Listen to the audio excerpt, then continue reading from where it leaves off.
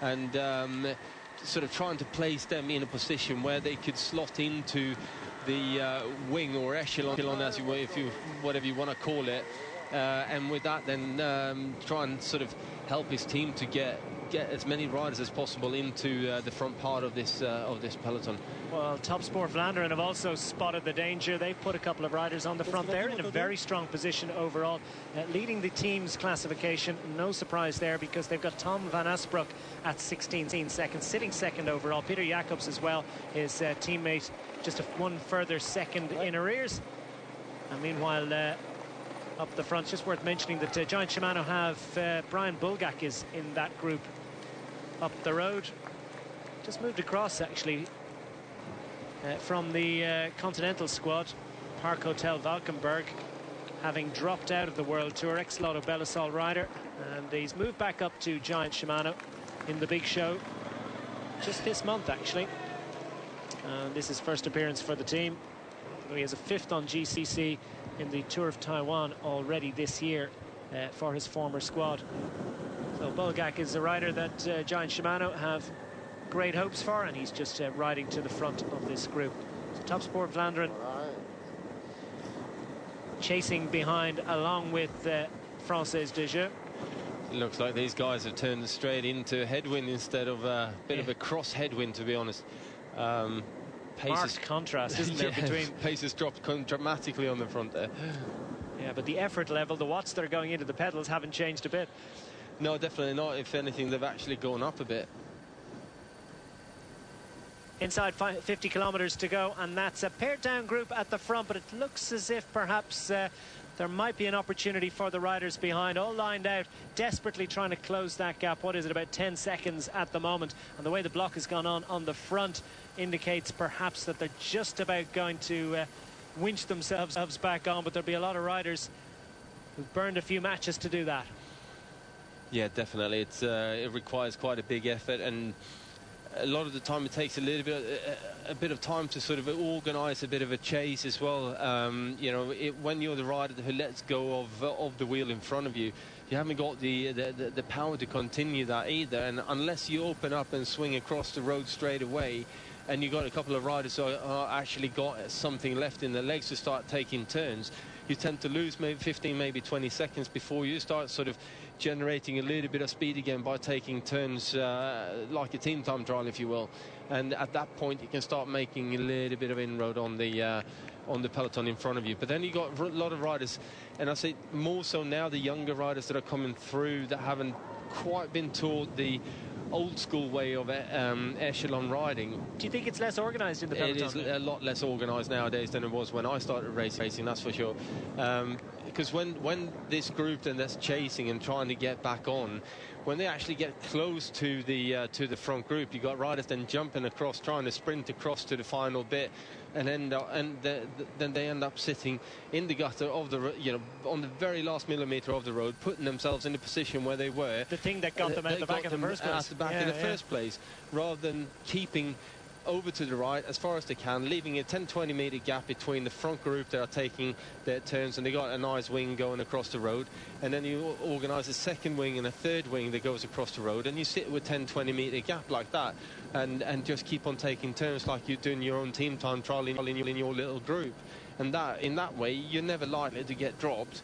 And at some point, should the front group all of a sudden put an awful lot of extra pace into it, then you can make that jump straight across, but then you'd make it across to the very front of that wing, which means you go over to the right or the left, to the actual to the pointy end, so you get into the wind, and at that point that's the only place where you can really get into a different echelon, an echelon in front of you, and then start sort of travelling down the lineup and then coming back up and taking your turn again. So it's quite a lot of technique involved in doing this, and unless you races in Belgium, Holland, Northern France, where this happens on a daily basis, and you've got some more experienced riders who actually tell you what to do and how to do it, this is something that you don't just pick it up like that, and it takes quite a lot of practice to understand, and also have the guys around you who know exactly what to do. Because I don't know how many times I swung across the road like this in the crosswind echelon very early on, to open up another another wing. And they haven't followed me over. They just basically close the gap and keep on sitting on the inside and you know, basically getting dropped. So it's about shouting echelon, isn't it? About calling it and having the confidence. And the riders behind have to have the confidence to set up the second echelon, to let that little gap, you know. That is the key. And then depend that they can maintain that little gap to the guys in front. And then when it turns left or right into a headwind or tailwind in about sort of 5-6 kilometers time or whatever, that you're going to be able to knit back up with the front group. But it's that confidence and belief. Okay, 2.5 minutes to the 10 riders up front. Fascinating insight there from Magnus. We're going to take a quick commercial break, but we'll be back for the next part of this stage after these. Kilometers to go on stage 3 of the 4 days of Dunkirk. It's actually 5 days, of course. That's the running joke. Been going for a long time now. Originally, this was a 4-day race back in 1955. And it was... I'm trying to remember who won it, actually. Scrambling to check my notes. It was Louis Desprez that took the inaugural victory in 1955 at the 4 days of Dunkirk. But for quite many years it has been a 5-day race. It finishes on Sunday.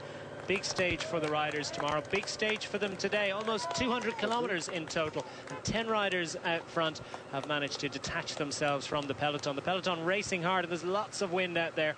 Lots of crosswinds, tailwinds and headwinds that are changing the character of the race with every passing kilometer. Let's run the rule over the 10 riders up front. We just see Brian Bulgak of the Giant Shimano team in shot there. The black and white colours of Giant Shimano. Cofidis, Julien Fouchard in the red and white. Team NetApp's Ralph Matschke, 24-year-old German. AG2R, La Mondiale have 2 representatives, Blair Kadri and Hugo Hull. Michael Morkov of the Tinkoff Saxo team. Stage winner in Vuelta España 1 year ago. Bretagne Séché Environment are represented by Clement Koretsky. La Pomme Marseille have Julien Elfares riding on the front of the peloton. Alexander Pichot is also there for the Europcar squad, and I think that's pretty much the 10 riders. Flavien Dassonville as well. Big Matt Auber, 93, managing to infiltrate the big move of the day. What that means is that Francis de Jeux behind with the race leader Arnaud Démare in distinctive pink leader's jersey that he's worn for quite a while now in this race, because he won the first stage last year and managed to hold the lead through to the end. And he's continued in pink. In fact, the only day without pink was that first stage this year, which he took in confident and dominant style. Another dominant victory yesterday. No problem to him getting through the cobbles, and Francis de Jeux controlling it. 35 riders going to the line, or at least close to the line, within 11 seconds of the victor at the end of that stage. So it was another tough, hard day for the riders. Plenty of riders shelled, plenty of teams, well, with little interest left in this race. But Arnaud Démare certainly has plenty of interest. The closest riders to him on general classification, a couple of Top Sport Vlaanderen riders, Tom van Asbroek and Peter Jacobs. As we look at the riders up front now, 2 minutes and 22 seconds. They hit this drag, and look at the wind. Yeah, I was just going to say, look at how they're all being blown across the road, and they're actually struggling to hold on to the bikes in certain moments. Yeah, not too many deep section rims in evidence this week. No, I've always wondered that though, why people aren't running proper section rims in the you know, when it's windy, because ultimately an aerodynamic wheel, a deep section front wheel, is actually made for these conditions. The windier it is, the more benefit that will give you. So right, so there'd be more aerodynamic benefit in terms of the watts gained or the watts saved. Yeah, exactly. Right. But then there is the danger aspect. Well, you just have to learn how to ride with a wheel in the wind. Good if you're a big, strong guy, but if you're a little bloke, you might get whipped around the place. I mean, nowadays with the actual profile of the wheels and how they are built, you don't get what is called a stall on the rear sort of trailing edge of the front wheel. And when the wind stalls on the wheel, that's when you get these kind of jerky movements, and it kind of catches you and blows you across the road a little bit, and it feels like the bike isn't quite steering properly. That's virtually eliminated today. So you can run a 40-50 millimeter front rim in very, very windy conditions. It's just that, okay, you can't ride around on low-profile box section rims when you're training every day of the week, and then go out and expect to be able to hold on to it in the wind and understand what happens to the bike with a little bit of crosswind on it. That's interesting. You think they need to go training in these wheels as well, just to get the feel of it, you know, and to be second nature, how you respond. Yeah, definitely. I mean, it's like with everything. You practice makes perfect, and you got to make sure that you understand what the bike does with the different types of wheels in it. It's the same thing for a time trial. A lot of people out there today will have a go at someone for riding a disc wheel in when it's windy conditions, but surely the disc wheel is by far the fastest wheel out there with the windy conditions. You know, and it's just a question of learning how the bike handles. And also a disc wheel, if you're in the rear, you're sitting on that wheel, is unlikely to take you anywhere really. Okay, the bike might drift a little bit, but it's actually not gonna blow you off the road as such. So I think it's just getting used to it, understanding what it is and how the bike handles with the different types of wheels in, and then getting on with the job. Yeah, riders, particularly in the time trial, need to spend a lot of time on the time trial bike for a variety of reasons, just to get used to that aerodynamic position. And I suppose if the wind is going to whip you around a bit, if you're sitting on the bar, on the bars and comfortable with the wheel moving around, the front wheel moving around underneath. Yeah, I mean, when I started racing time trials and doing the team time trial back in '93, '94, then we rode double discs, front and rear. Okay, it was a 26-inch front wheel, so it's slightly smaller, but it's still a disc wheel in the front. And you know, there were very few days on the year where you went out and went, you know what, I don't think I can hold on to this front wheel today. Very, very few days, because I spent so much time riding with that front wheel in training, in racing. I totally knew where I had the bike. But today we're all talking, no, you can't, you know, you've got to put a low-profile rim on the front at least if it's too windy.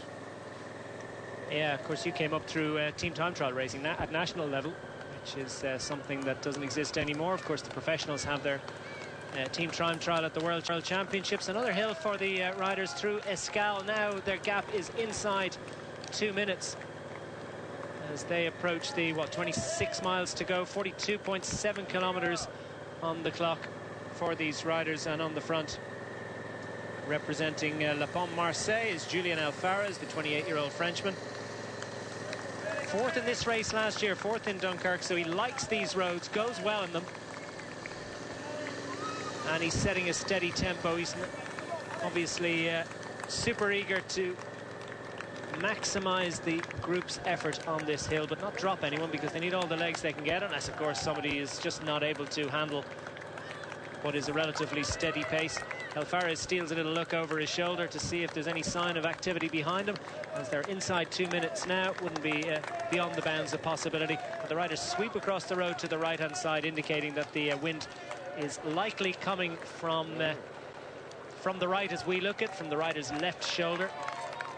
Alfares taking the brunt of it at the moment as he hands over to the Cofidis rider, Julien Fouchard, another Frenchman, 27 years of age.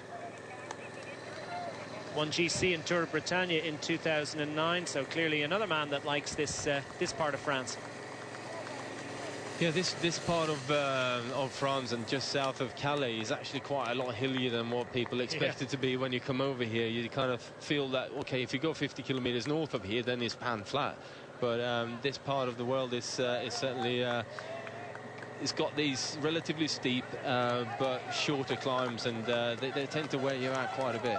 Very enthusiastic organising committee for this race. Have been running it continuously since 1955, and they go searching for the hills. They change the route each year. It's not the same stages every year, so riders can't get too comfortable with it.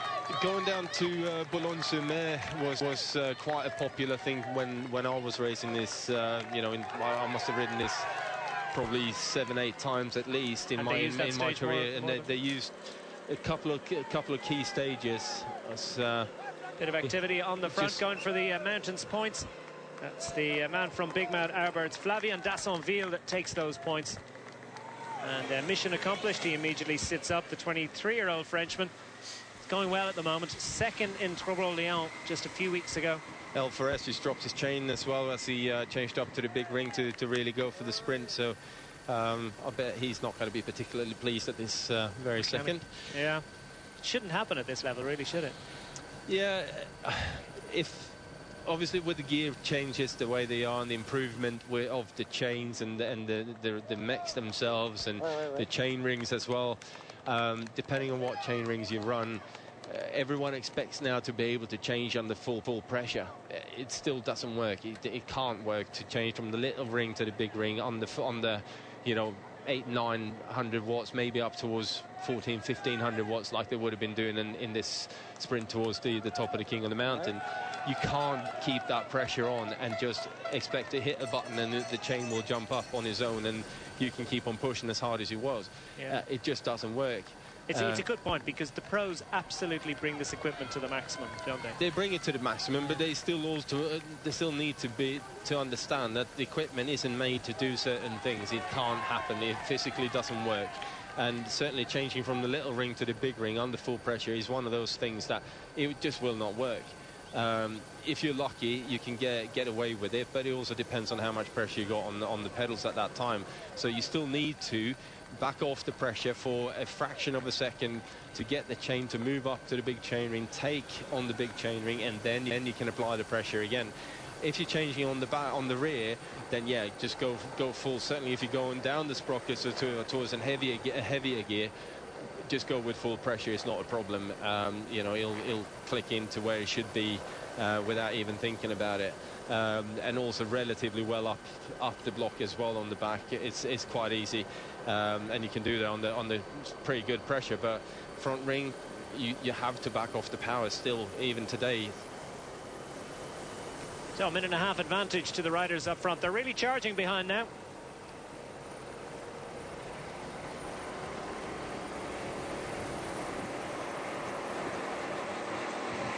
.40 kilometres to go on stage 3 of the Dunkirk 4 days, as the Française de Jeux squad really lay on the power on the front of the peloton and have dragged this gap back to within a minute and a half, and they're really pushing. That's an interesting position. That's touching 100k an hour down there now.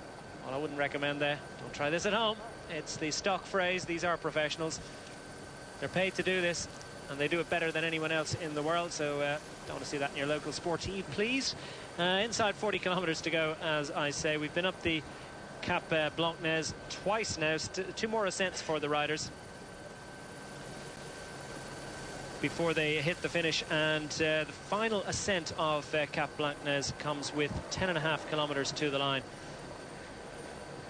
So assuming you're able to winch yourself up with the big group, then there should be plenty of time to recover. But how big will that big group be? Because lots of riders struggling to get back on after that effort.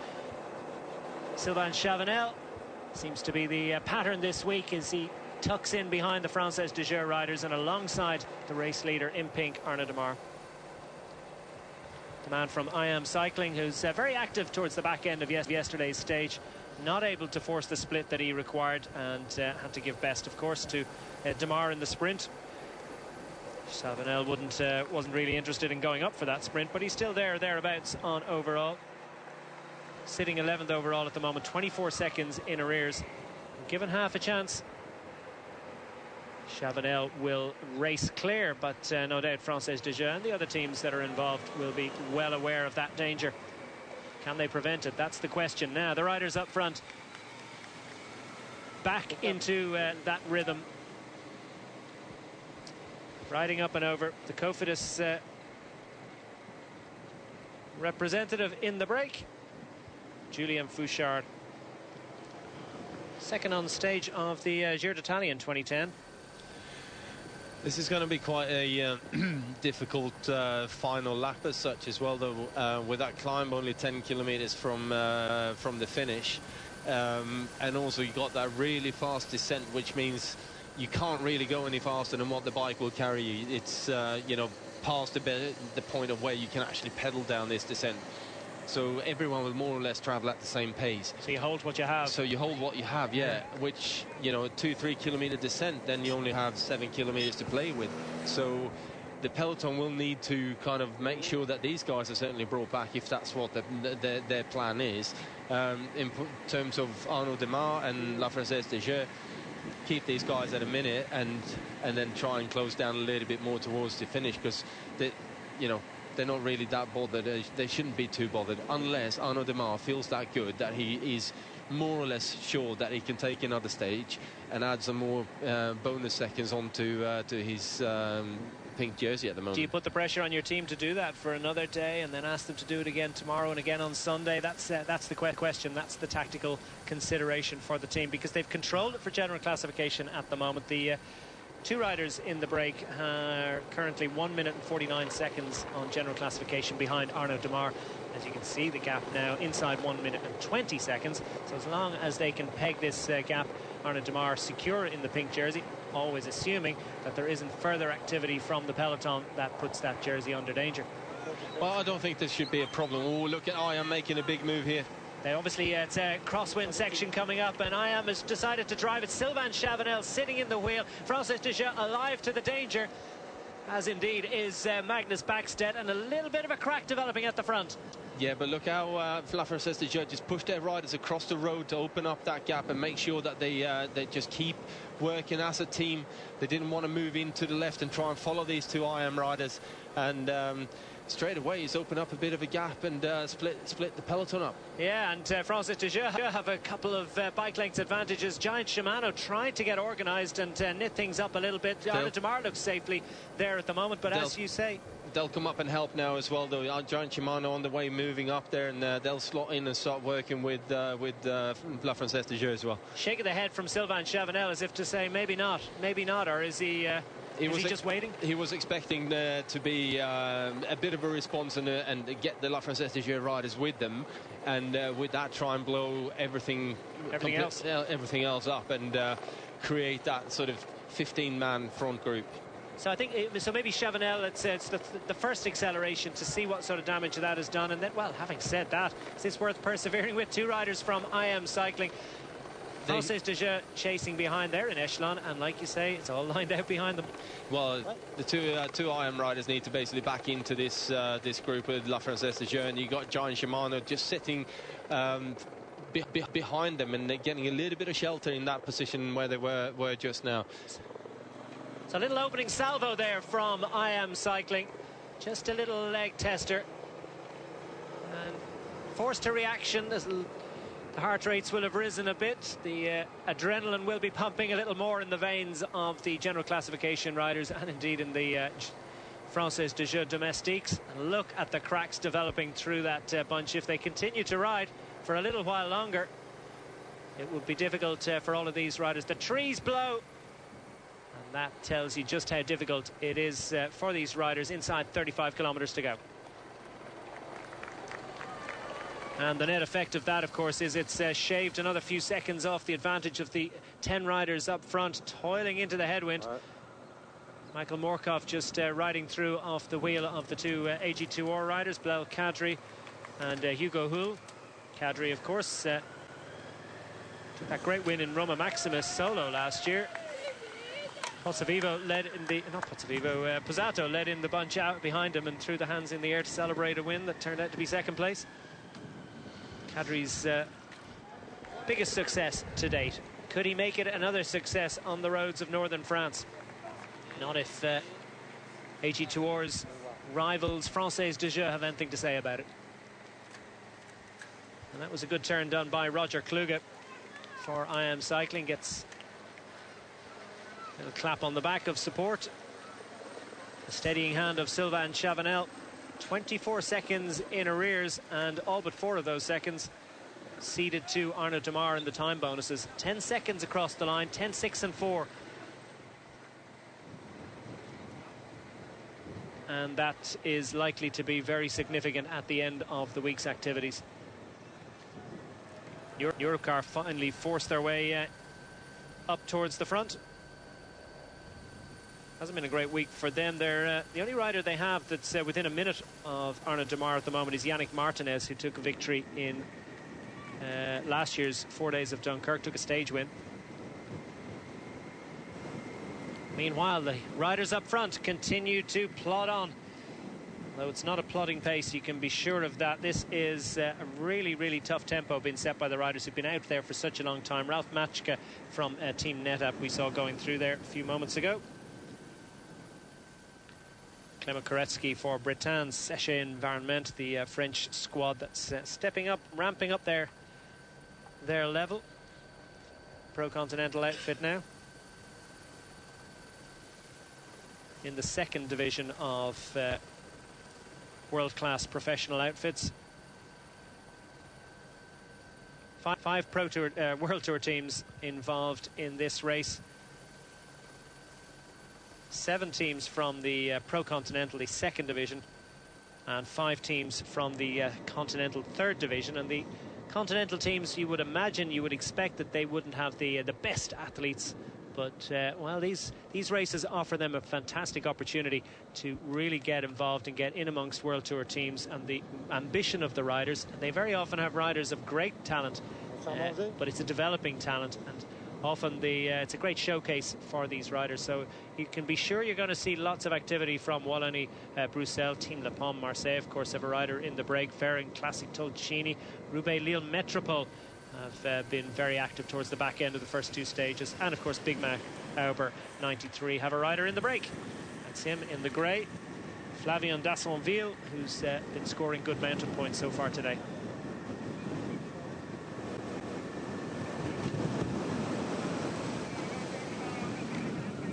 Koretsky finds that he has opened up a few bike lengths advantage over the other riders behind. Has a little look behind and realizes he's going to have to soft pedal, so obviously he feels reasonably strong at the moment. Julian Alfares, it is actually Julian Alfares. I thought yeah, I missed that one. Yeah, slightly different pace to just now, though, with them having turned straight into the headwind. Well, there's not great coordination in there in the break. They're starting to crack a little bit. They've been out there for a long time. Little gaps. Yeah, they've obviously been out there for a long time, and every time you turn into the headwind is such a big effort to make to actually go past the rider. So obviously a couple of guys are starting to feel a little bit crispy, should we call it. They'll start to sort of try and miss turns and things like that going into the headwind, and with that it becomes a little bit unorganized, and it's never good for a breakaway to have that happen. So now the helicopter is just about able to pick up the break. Well, not quite. The break up front. There's just over a minute advantage for the riders up front. Will there be a stall behind? That's the question, because Francis de Jeux would like a little breather, I suspect, and I wonder if any of the other sprinters teams will be interested in perhaps taking it up. The Europe cars for Martinez, or maybe Ciolek for MTN Quebec also would like to get involved towards the back end of this. Minute and 8 seconds now to the riders up front.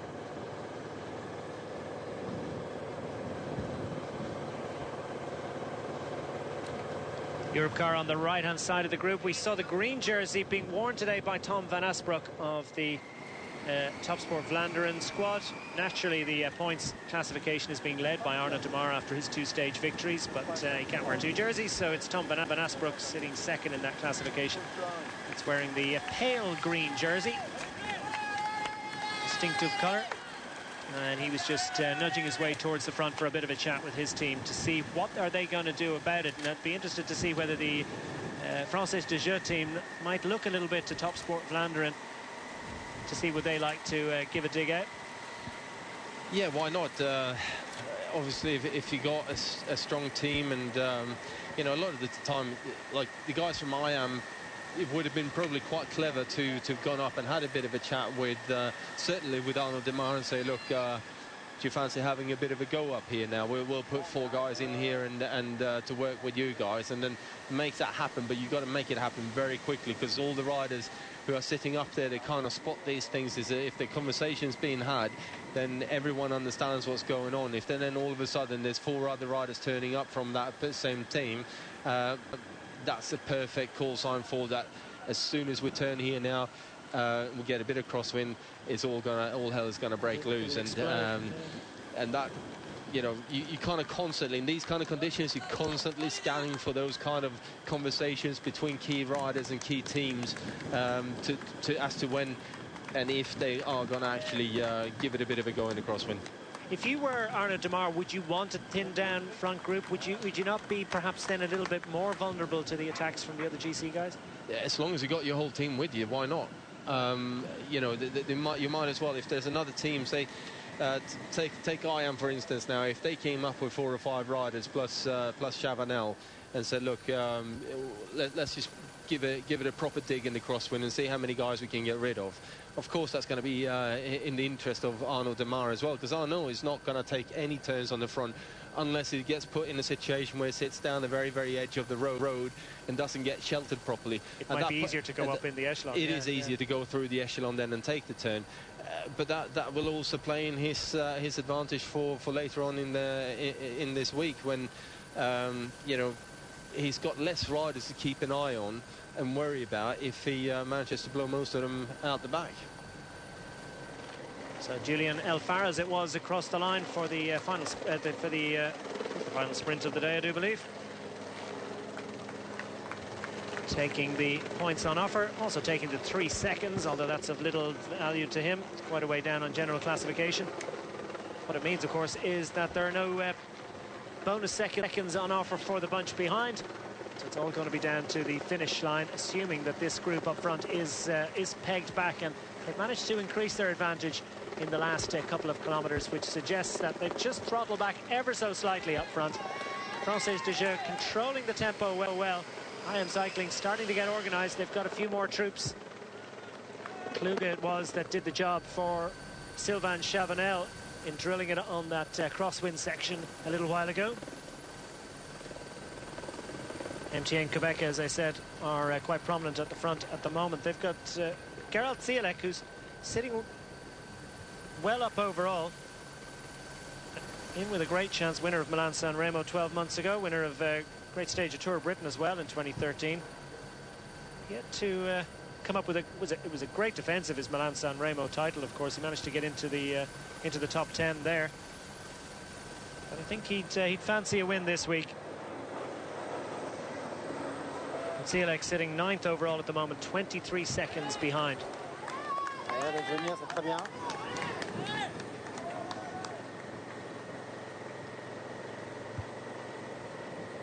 little bit of a ceasefire, as I say, at the front as the bunch fans across the road. Tinkoff Saxo moving up front. They've got dual considerations, really. Michael Anderson is sitting 10th overall, 23 seconds back. And, of course, they have a man in the break. So they don't have any responsibility to chase this down. Michael Morkov up front. Well, he's two things. He's not just a rider in the break, but he's a rider in the break with a fast finish. Yeah, exactly. Very, very fast finish. And that, of course, would be a big threat to the other riders in the break, because they know they have to split things up before the finish. With 10 riders, it's almost inevitable that even if they have the chance of going to the line, that there would be a little bit of attacking. Yeah, it's always going to happen. You know, there are going to be riders who are not as confident with their sprints as some of the other guys, and with that, you know, straight away they're going to go for an opportunity and try and attack and try and split this group up and try and eliminate the faster finishes. Yeah, Morkov there, he is sitting 3rd in line, the big Danish rider, 29 years of age, took that famous stage victory in the Vuelta a España last year. Tony Martin stage, I think it'll forever be known as. He won the group sprint, but they caught Martin, well, just yards from the line, after Martin almost caught them napping. The World Time Trial champion sitting out front for, it was over 100 kilometers, as I recall, and then really lit the afterburners with about 25-30 kilometers to go and put the fear of God, I think, into the sprinters teams behind. They just about managed to peg it back, and it was Morkov that broke Tony Martin's heart, and indeed all the neutral fans, I think. One of those rare occasions where the guy who finishes 5th is the one that everyone remembers.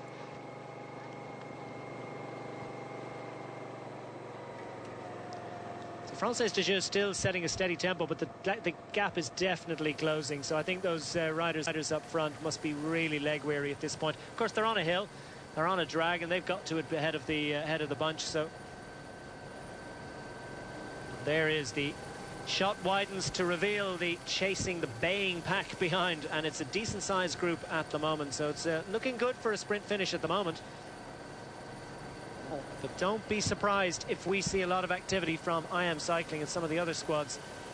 Top Sport Vlaanderen have an interesting situation because they've got some very fast sprinters and they've got a couple of guys that are in a great situation overall, but would they have any confidence of getting past Arnaud Démare in a sprint? He was just so dominant yesterday. He had bike legs. And the first stage as well, to be honest with you. But yeah, I think the certainly Top Sport Flanders, they're one of these teams that have been brought up raising these conditions day in, day out, and training in them every single day as well. So they would be very confident and very happy to contribute and even try and make something happen in a crosswind section, and then worry about what happens, who they got with them, and sort of readjust the tactics a little bit further on down the line. So I would be very surprised if you don't see a number of the Top Sport Flandern guys right in the very front of the the first echelon, if that's going to happen.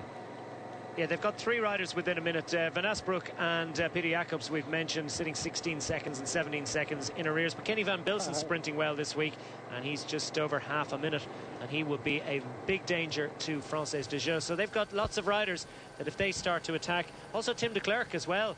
Just finished the back of the front group yesterday. 22nd overall, 28 seconds behind. And Jonas Rijkaard. So we've got 1, 2, 3, 4, 5 riders within half a minute of the pink jersey.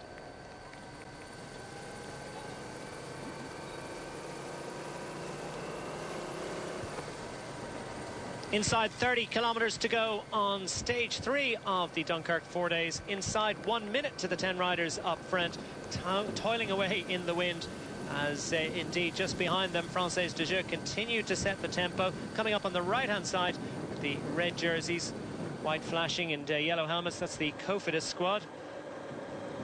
Cofidis have Florian Sénéchal as their best place rider at the moment, 15th overall, just 25 seconds behind. Adrien Petit, good sprinter for them, perhaps an option later on. As meanwhile, the riders behind, 2 representatives of AG Tour, Hugo Hull and Bilal Kadri, have a little look around, and doesn't look to be a whole lot of enthusiasm in that group right now. A lot more enthusiasm from the group coming on the descent of the last climb.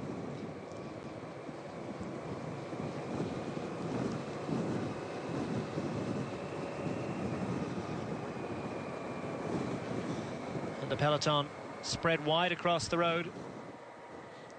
Everyone's just trying to protect their positions and trying to move into better position for when the next bit of a move in the wind is going to come, and it tends to be quite that the peloton spreads very wide. You got a very sort of arrow-headed type of peloton, as everyone tries to get a little bit of shelter from the rider in front of them, but at the same time trying to protect as much space as possible for so they don't get overtaken and boxed in the middle of the peloton and then can't get out when everything starts happening. And it's one of those very nervous moments in any race that you do when you got this stronger wind.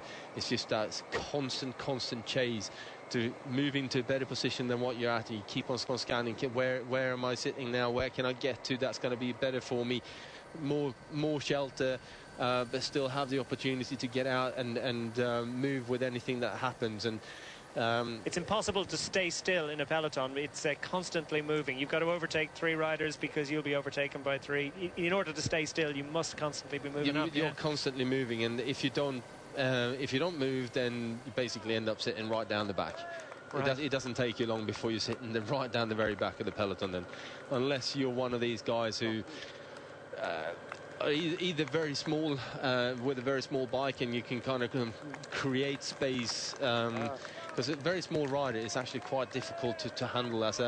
If you're an average size rider or a bigger rider, then it's very difficult to handle a smaller guy when he starts moving around in the peloton a little bit. And the last thing you want to do is end up tangling handlebars with a smaller guy, because it just doesn't. It never in under your armpit and getting in the way. Yeah. Exactly, and it never works that well. And of course, in the wind, everyone wants to be towards the front, but not actually on the front. So it's that little bit of a tension where everyone kind of is moving up to the front and then throttling back a little bit. There's the bunch on this climb, coming towards the ascent, the penultimate ascent of the Cap Blanc-Neige. the white nose climb. It's a long enough climb, this one, so I think you might even see some of the stronger climbers having a go on the final lap up here, because if they go hard enough from the bottom, although you got the wind to contend with, it's possible to sort of make it big enough. As we've here got comes a bit the of a attacks move. from I Am Cycling. It's not Chavanel, but you can be sure that there's a little bit of a softener upper for Sylvain Chavanel coming behind, and he's kicked it off well. And Big Matt Arbour have spotted that one as well. I Am Cycling, as they have been this week, very, very active and trying to get something done. That's Pinot, Jérôme Pinot. Well, that's Sylvain Chavanel's right-hand man, has been for a very, very long period of time. Even when they rode for Omega Pharma Quick-Step, Jérôme Pinot and Sylvain Chavanel were always working very, very well together, and setting each other up for pretty much everything. Well, Pinot's a threat overall. He's just 25 seconds down, so they can't just let that one go off the front and forget about it. Meanwhile, activity in the break as going for the mountains points. El Fares once more. He's mopping up some points.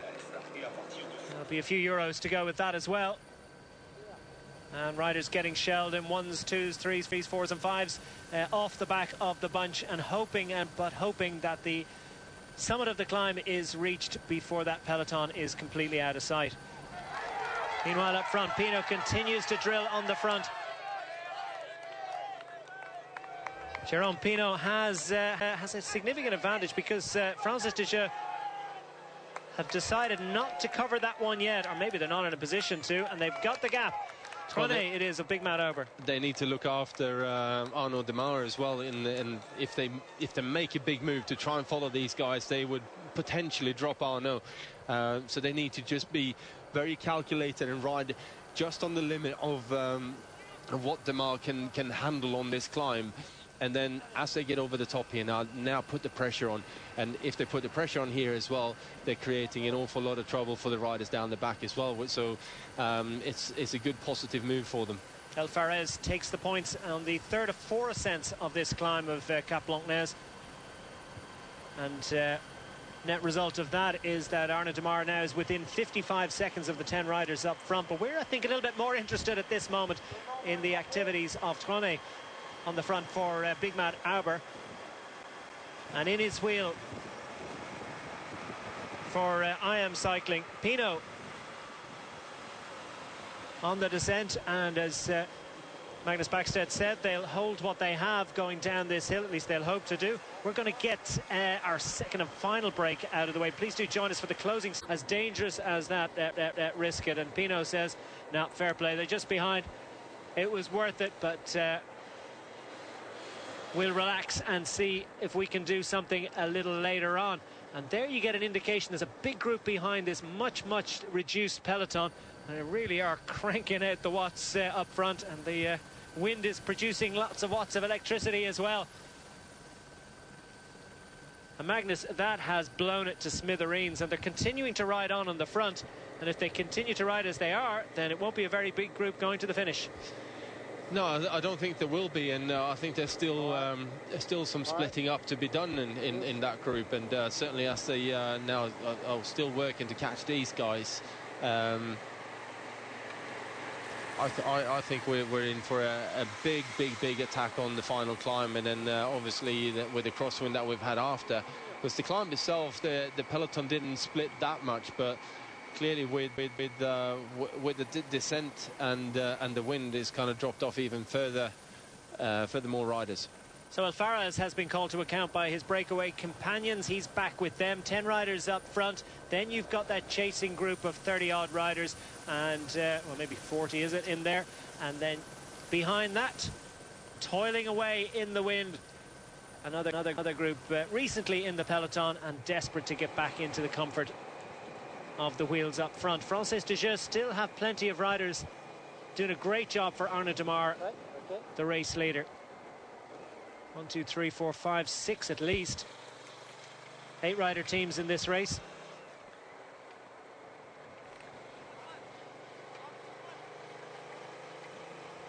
And just 34 seconds now between the leading riders up front. All that activity and that little attack from Trone and Jérôme Pinot hasn't done too many favours for the 10 riders up front.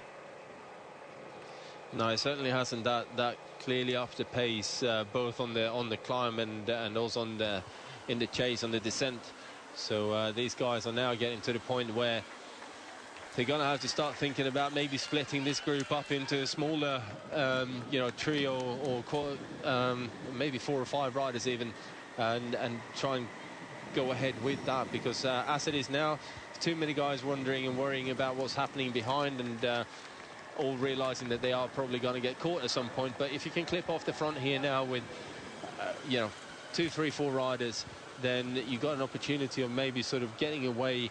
And if you've got this big enough gap, it's at the hold nothing backstage, is it? You know, there's no way that all 10 of those riders have the same power, and there's got to be a bit of dead wood in there. Definitely, but also, there's the mental side of things as well. And if you can get away from a 10-man group like this, and 2 or 3 guys, then there's the possibility that the peloton don't quite realise how many guys they've brought back, and it takes a bit of time before they realise that there's actually a couple of guys still left out there. And with that, they might just get enough time to hold on to certainly a lot closer to the finish, if not all the way in.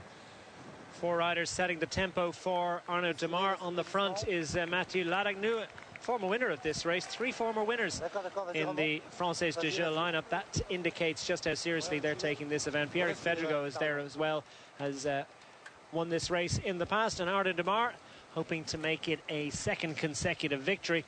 So far, his team doing a great job. None of the riders up front at the moment is a threat overall. Best placed of those, Hugo Hull and Morkov at 1 minute and 49 seconds. Looks like, well, the way the camera foreshortens it, you'd sort of think they're almost back, but it looks as if they've just they've sat up completely. A halt at this point. Yeah, they've decided that that's it. Well, it was a brave effort. They've been out there for a long, long time, and it is a windy day, and they weren't given any advantage. Well, they had over 3 minutes at one stage, but the peloton not really giving them as much rope as they needed, and they're looking over their shoulder, and it's revealed that the big group is coming up. And who's last man standing? Brian Bulgak fancies it, man from Giant Shimano,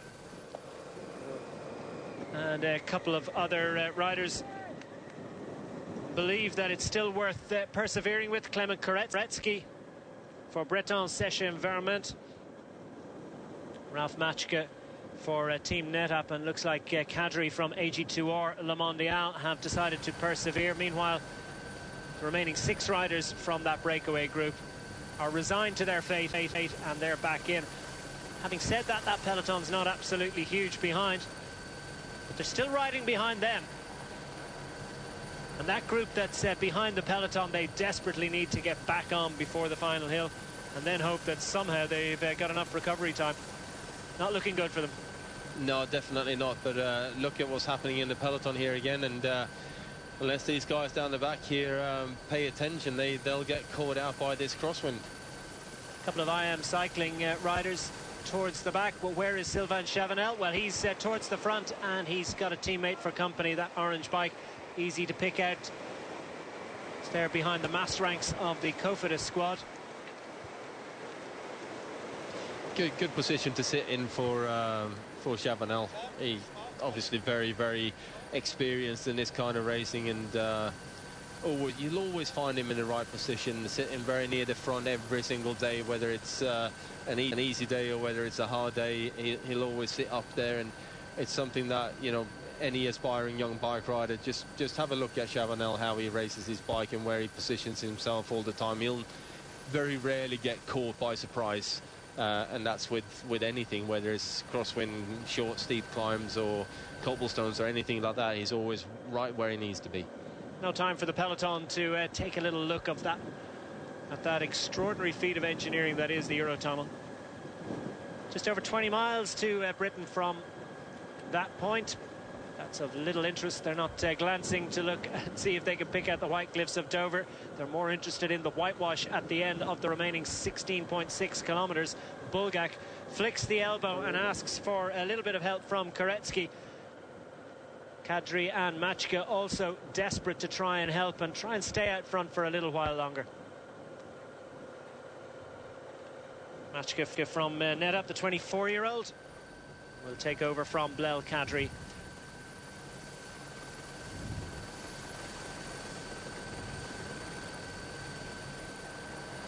Arnaud Demar in the pink of the race leader's jersey has 4 teammates on the front and another one waiting in reserve.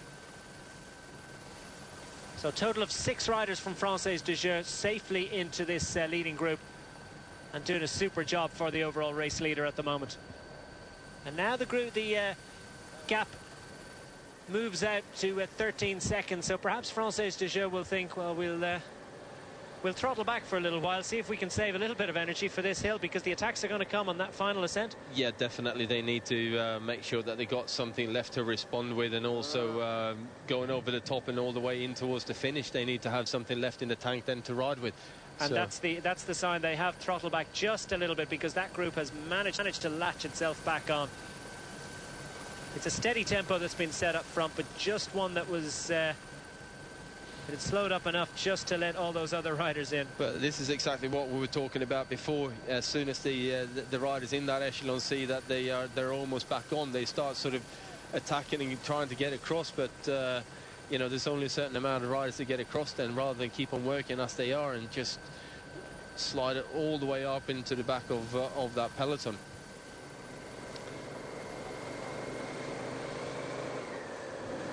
Bulgak desperate to try and get a little bit of extra sugar on board. Can't be much in the tank at this stage. With 10 miles remaining, Bulgak, 26 years of age, the Dutchman, 5th in the Tour of Taiwan, as I said, this year.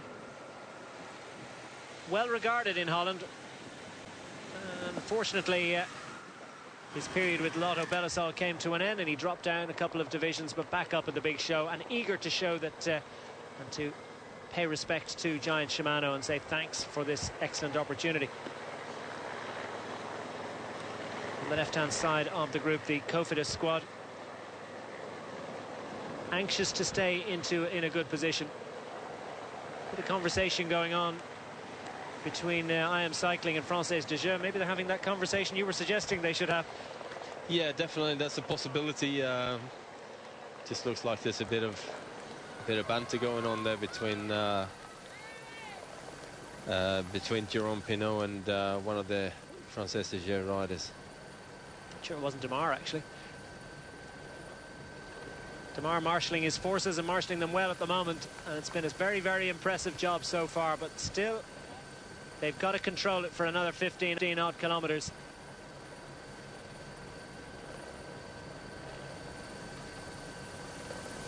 Riders sneaking up on the pavement.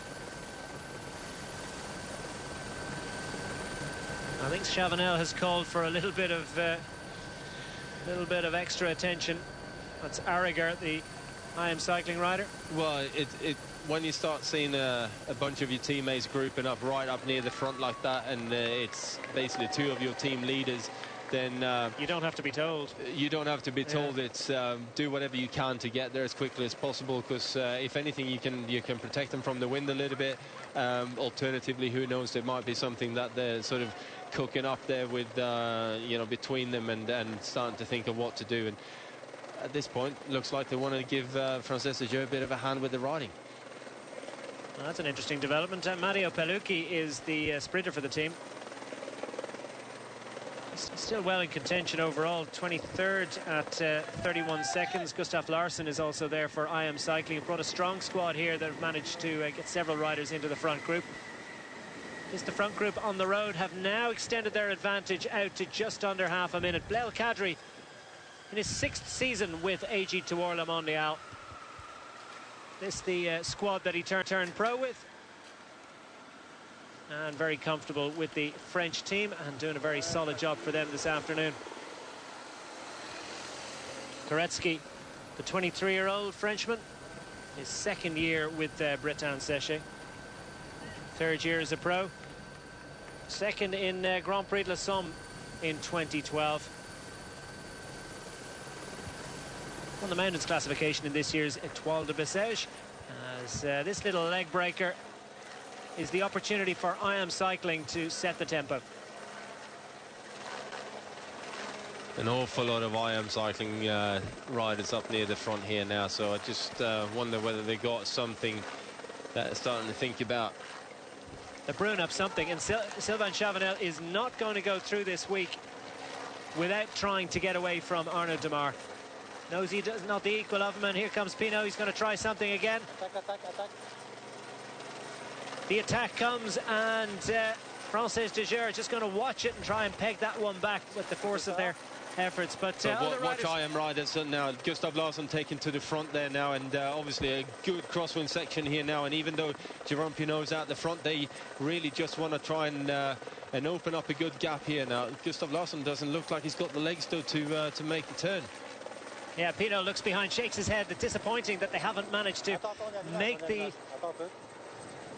the split that they were hoping for, but there are riders suffering. One of them is Arnaud Démare. Just has to close a few bike lengths to get back on the tail of that MTN Quebecer rider. And Francis de Gers riders starting to drop out of the line. They're going to persevere with this for a little while, and it looks like it could well be worth doing.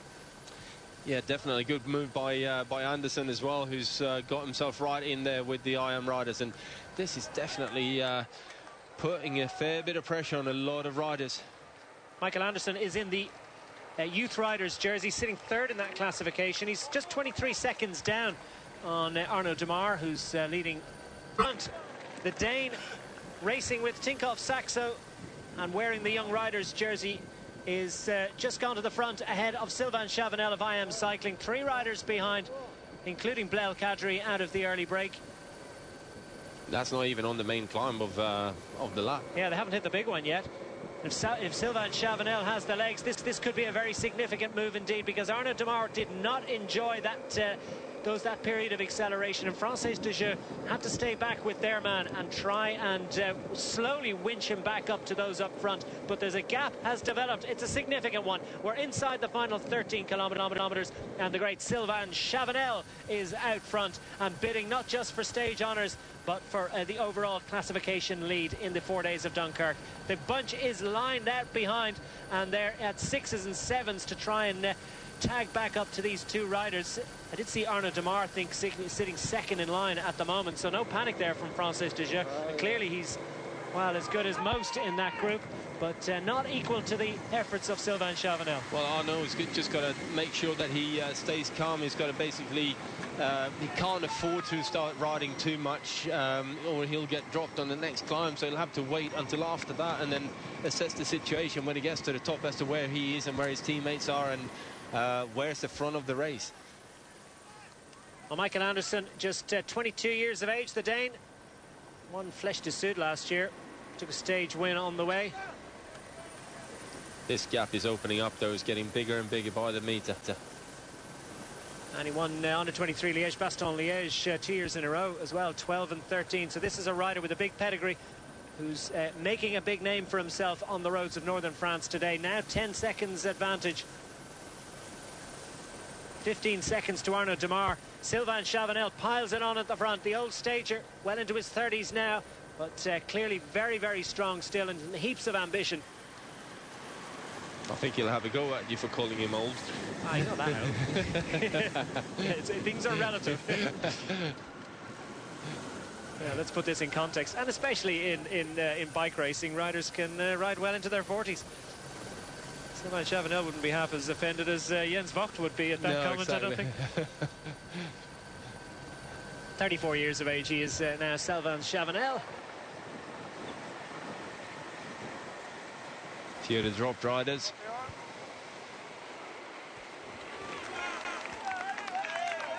And in that dropped riders group was Tom van Asbroek. So the man sitting second overall, clearly suffering today. Chavanel has a little look over his shoulder. Yeah, Chavanel had a look over his shoulder, but just goes to show as well his experience, because right as he got to the bottom of that climb, just got a final bit of nutrition on board, and just before they started climbing as well, so he knows he's still got a big effort to make the final 10 kilometers. But look at that big ring in this climb with this wind as well. Well, this is the big test for not just Sylvain Chavanel, not just Arnaud Démare, but for Michael Valgren Anderson, because can he stay with the with the man who's taken 3 stage wins in the Tour de France in his career. Well, Sylvain Chavanel getting a big cheer from the spectators at the side of the road. No surprise at that. No, definitely not. But these guys are going to need quite a significant gap, though, when they turn into the headwind, because there's quite a big section of block headwind. And if the peloton remains organised and there's a team or 2 teams that have got riders left, then they will be able to ride that little bit faster going in towards the final. Well, Arnaud Démare is doing a great job. He looks solid there at the front, and it's other riders that are cracking. Yeah, it's Pierrick Fedrigo, his teammate, who's doing a very, very solid turn on the front, and Arnaud is just about managing to hang on to Pierrick Fedrigo, although Pierrick was actually in the group there with Sylvain Chavanel when he went, but couldn't hold the wheel, dropped back, and now he's then on team duty for Arnaud. Well, this is good news for Chavanel, because Anderson continues to have the strength. And Samuel Dumoulin is on his way up.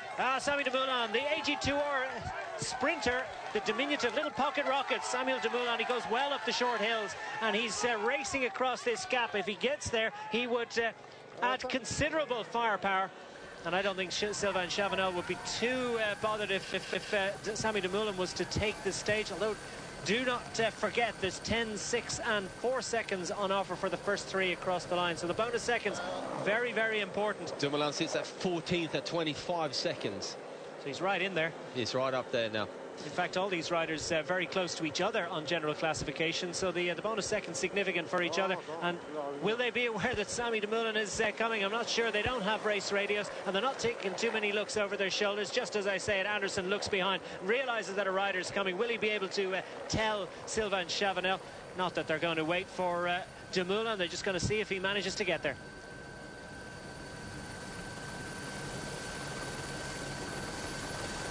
Inside 10 kilometres to go on stage 3 from Bruges to Calais of the 4 days of Dunkirk, with Arnaud Démare 14 seconds behind the 3 riders up front now, as Dumoulin fights to get in touch. I'll tell you what, there's only five riders behind. Is Démare in there? I think he's... Well, I can't quite make it out, but I've got to say, I love this kind of racing. Yeah, when it splits into groups of 3 and 5, and yeah, Arnaud Démare's there. This is a great effort from Arnaud Démare, but there's such a small group, so we've 3, assuming Dumoulin gets to the other 2 up front, 3 with 5 chasing. Well, there's not a significant gap between them, so this is going to be a big, big job for Arnaud Démare to get back into contention. Chavanel gives it absolutely everything, struggling to stay on top of the gear, because this is a very, very fast descent, and Chavanel... Love to see the top speeds that they're holding down this descent here, because looking at the pedaling rate, I'd give it at least 90 kilometers an hour. Yeah, that's an 11 they're pushing there. Yeah, twiddling, forget pushing. They're going to get Dumoulin. Dumoulin didn't make it, so it's just 2 up front, and Dumoulin just not quite able to jump across that gap. So 7 then chasing 2, with a bigger group behind, likely to make the gap, make the junction before we get to the finish. We're close to the bottom of this descent, and that could be difficult moments for Sylvain Chavanel and for Anderson up front. Grinding into the headwind, racing for home. 8.5 kilometers to go. It's a brave effort from Michael Valgren Anderson and Sylvain Chavanel. Yeah, what a strong move by these 2 riders, and whether they manage to stay away from the chasing group here or not is still a significant move.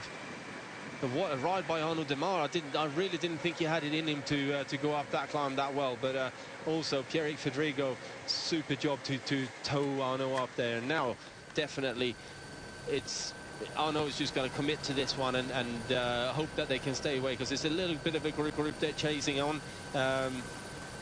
Question is, who's going to ride in that group? And will they get to them? Because those riders still have, what, 10 seconds or more? Yeah. On the bigger group behind, and in turn it's 14 seconds where is the indication for the 2 riders up front to Arnaud Démare.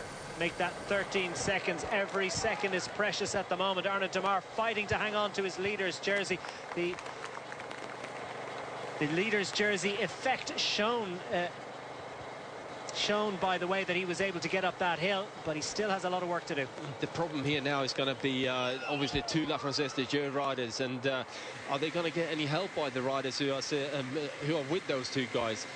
If it was me, I would definitely work with them, but not every rider will in this position, because obviously two men, quite a dangerous composition, certainly coming into the finish, and obviously having Arnaud Demar in there as well, that's it's never going to be good. But the way I see it, just race yourself into the front, catch these guys, and then worry about the finish later on, because ultimately you've got a group of 7-8 riders here now. Then if these guys get caught, and the worst you're going to do is finish 7th, which is still a decent result on the on the day. Certainly a lot better than if you wait for the big peloton to come up and then do a bunch sprint. It's a pitched battle on the roads of Région Nord Pas de Calais. No quarter given, none expected, as they fight tooth and nail all the way to the line. 6 and a bit kilometers now. Let's pick out the other riders in that group. That's Delphos sitting 5th overall at 21 seconds. Fedrigo in there, as you said. Gerard in there for Breton Séché Environment. Delphos for the Wallonie-Bruxelles squad. And the diminutive... Such a small little punchy, but very, very strong rider. A fast rider too. Yeah, he's fast in the sprint, he climbs reasonably well, and he doesn't mind getting stuck in with a bit of riding. Well, they're not thinking about sprint finishes right now. It's all about defending that lead. GPS indicates it's gone back up to 14 seconds. So these 2 against 7 are doing a manful job at the moment, containing that group behind, but they won't let up all the way to the line as Chavanel steals a little look behind, and the indication is that this is definitely worth persevering with. And it's interesting that the group behind the 7 doesn't seem to be making any inroads. No, they seem to be losing a bit of time, if anything, and the difficulty is going to come here in a second when they turn right in this village and start getting that little bit more headwind and a bit of crosswind again, actually.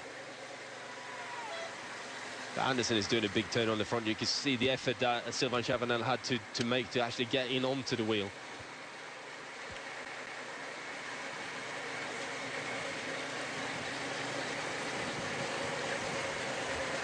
Inside 5 kilometers to go on stage 3 of the Dunkirk 4 days, and the gap goes out to 15 seconds between these 2 up front and the chasing group of 6 behind, including the race leader Arnaud Demar. And behind them, the peloton is scattered to the 4 winds, and there's plenty of wind out there, I can tell you, today, as this group starts to get into some sort of organised state. Not too much effort from Delphos. He's happy to just watch and see what Fedrigo and Demar are able to come up with. Well, definitely not working that well together. Fedrigo is ending up having to do an awful lot of work on the front. Still 70 kilometers an hour for these guys on the flat. That just tells you how strong this wind is. 70 kilometers an hour. The motorbikes are struggling to keep up with these guys. Sylvain Chavanel, twice a winner in this race already in his career, but the second of those 2 victories coming in 2004, the other one 2002. So it's been a while. And what a way to celebrate the 10th anniversary of his second victory in this race, if he could get himself back into contention. 13 seconds now to the good, so they're pegging it back slowly but surely, but they are fighting for every single centimetre gain to these 2 riders up front. And Anderson is proving himself to be a very, very strong rider indeed. Absolutely churning out the power on those pedals. The young buck and the old Turk racing towards victory in Calais. Will they be able to hang on? Will they be able to hang on for the victory? I think they have a great chance of hanging on, but just what will their advantage be when they get there? 2.5 kilometers to go, just inside 2 kilometers indeed. Yeah, that was the 2 kilometers to go banner, and these guys aren't letting up on the front there. Chavanel and Anderson have definitely decided that they're racing all the way into the line and then worrying about the sprint and any kind of bonus seconds, because ultimately whoever wins the stage out of those 2 is going to go away with the leader's jersey. Well, both the riders up front are in contention overall, but there can be no finessing, despite the fact, of course, that there are 10, 6 and 4 seconds on offer. They've got to ride it all the way to the line and then have match sprint between the 2, as Chavanel gives a little flick and asks for a little bit more from Anderson. At the moment, it's going to be tight because Anderson is 23 seconds behind, 10-second bonus, and then the 12 seconds be...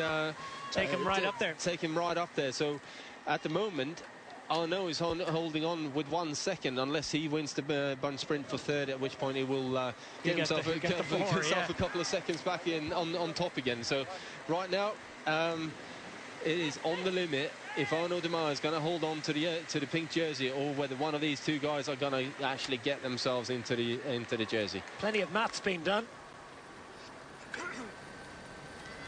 And Sylvain Chavanel, you know, if anything, I think Anderson's the stronger here. Certainly Sylvain leads it out ahead of Anderson. Will he have the breakfast to hang on up to get this to stage victory? Anderson inching his way alongside on the left-hand side of the road. Just about throws the bike, but who is it that got it? Sylvain Chavanel just about hangs on as Anderson gave it absolutely everything. Sylvain Chavanel it is that gets the stage victory. Sammy DeMullen takes those final bonus seconds, so Arnaud Démare should really have contributed there a little bit more, so that's pinched another 4 seconds potential, and that could well be very, very significant come the final totting up. Sylvain Chavanel pays great tribute to the efforts of Michael Val.